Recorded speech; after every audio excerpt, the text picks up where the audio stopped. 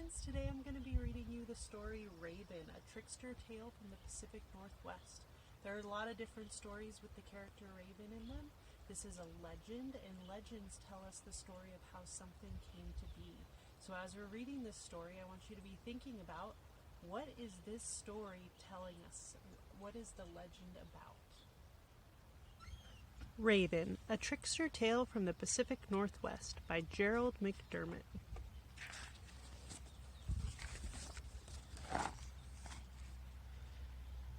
Raven came. All the world was in darkness.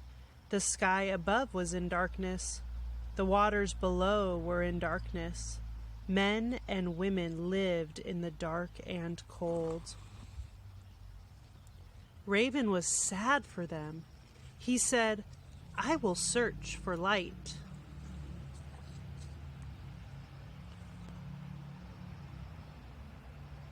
Raven flew across valleys and across mountains. He flew along rivers and over lakes. There was darkness all around. Then he saw a bit of light far away.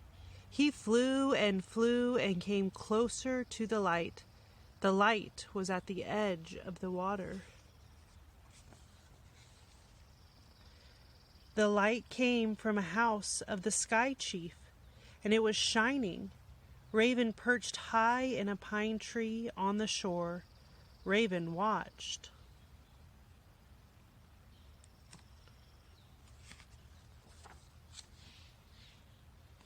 He saw a beautiful young girl emerge from the shining house and go to the edge of the water. She was the sky chief's daughter. She knelt and drank some water from a woven basket. Raven changed himself into a pine needle. He fell down from the tree and floated on the water. When the girl drank again, she swallowed the pine needle.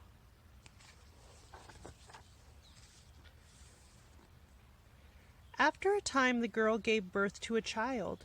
The child was small with dark and shiny black hair. The child was small and dark with shiny black hair and tiny black eyes. Who do you think the child was? Uh-oh, Kitty, get out of here, silly. Who do you think the child was? It was Raven. Raven had been reborn as a boy child. The sky chief was delighted with his daughter's child. He called him grandchild. He played with the boy and carved toys for him. He invited the elders to come and see the curious, wonderful child.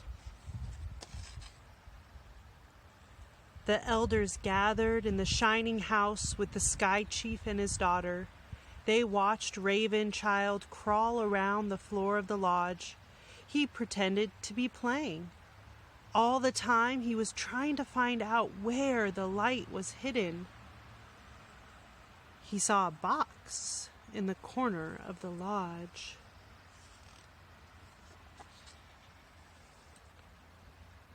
The box was large. It was carved and painted with many colors. The box was bright. It glowed. Raven Child said, "Gah, gah." "What do you want?" asked his mother. Raven Child said, "Gah, gah." He began to cry. "What does the child want?" asked the elders. Raven Child said, "Gah, gah." He cried and cried. "My grandchild wants the box," said the sky chief. The young woman placed the box in front of Raven Child, but he continued to cry. She took the lid off the box. Inside was a smaller box. She took the lid off that box. Inside was a smaller box. His mother took the lid off that box, and a light poured out of it. Light flooded the room. Inside the box was a shining ball blazing with light. What do you think the ball was?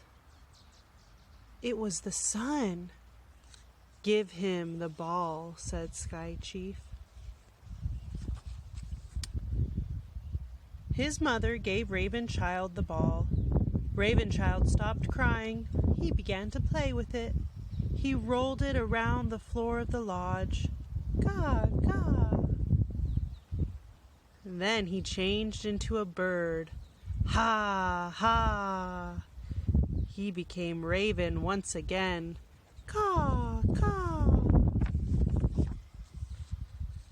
Sky Chief, his daughter, and the elders looked on in amazement. Raven plucked up the ball of light in his beak, flew through the smoke hole of the lodge, and disappeared into the sky.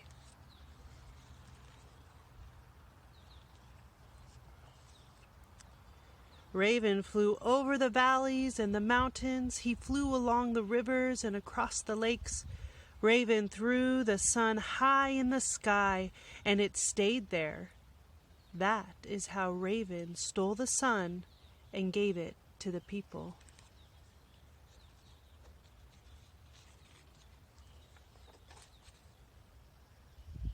And why do the people always feed Raven? To thank him for bringing them light. The end.